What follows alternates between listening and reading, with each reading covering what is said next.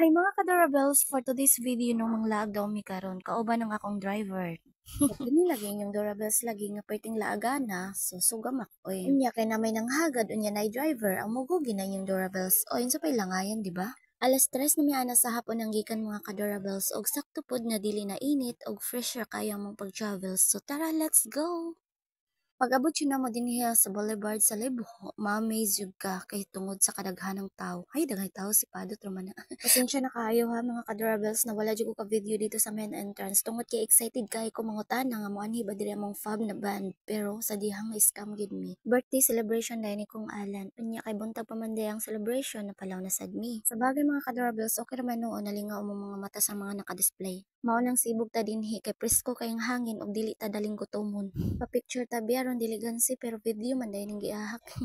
Aroy ha, nakakarami ka na. By the way mga ka-durables, nindot yung kayo din hilagan ayas. Ay, busog na imong mata, kutoy mong tiyan, charot.